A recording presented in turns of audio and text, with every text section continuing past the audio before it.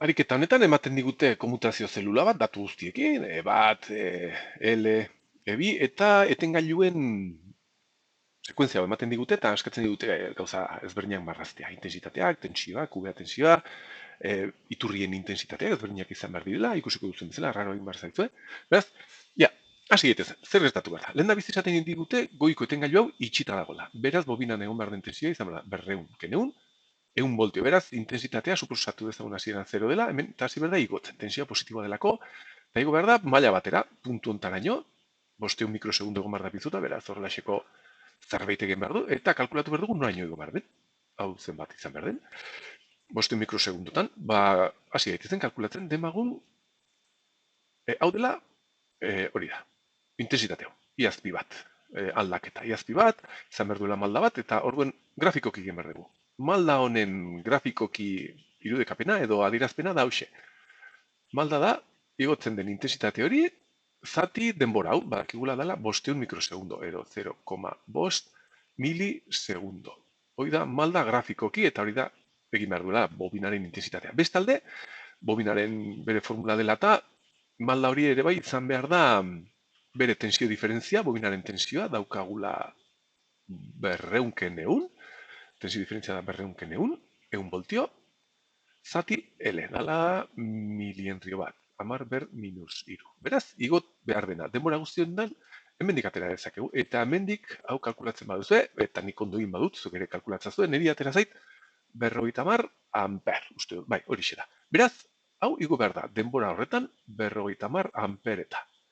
Bale, badakigu zer gertatzen den. Orain, ese bat ixten da, beraz bestea irekitzen da, barkatu, hau irekita hau itxi, beraz hemen 0 voltu izan behar ditugu, eta hau itxiko da.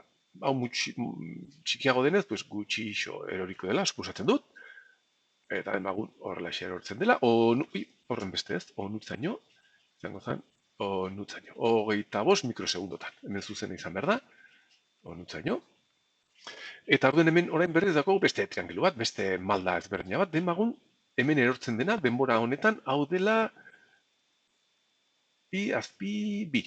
Orduan malda hau izan behar da, I azpi bi, zati denbora hau, dala 25 mikrosegundu egin dezagun, bigarren triangelu honetan daukagu.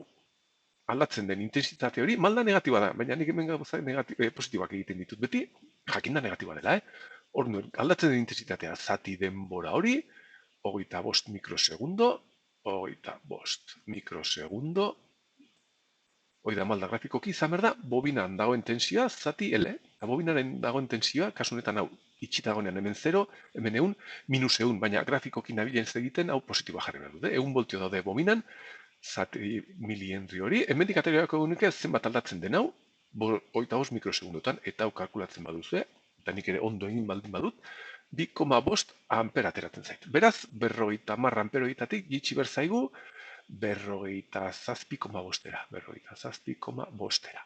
Berriz hemen, ese bat, isteko, beste irikitzeko, eta igotzeko beste 25 mikrosegundotan, beste intensitate bat, beste tarte hau, iazpi iru, eta hemen triangilu hori grafikoki egiten badegu, malda hau da, hau zati hau, 25 mikrosegundo, bestearen kasuan berdina, eta hemen bobinak jasaten ari den tensioa, hau itxita dagoenean, hau itxita dagoelako, da, beriz, 200 zati egun, 200, egun, zati ez, 1 voltio, zati milientrio bat.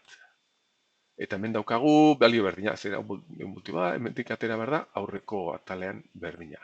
Iazpi iru ere bai izan behar da 2,5 amper. Beraz, denbora honetan berriz digoko zen 50 amper horietara. Bale, orain zaten digute ere bai irudikatu UVA grafikoki etengailuen sekuentzia honetan. Ia ba. Ese bat, itxita dagoenean, zen bada UVA, UVA da hau.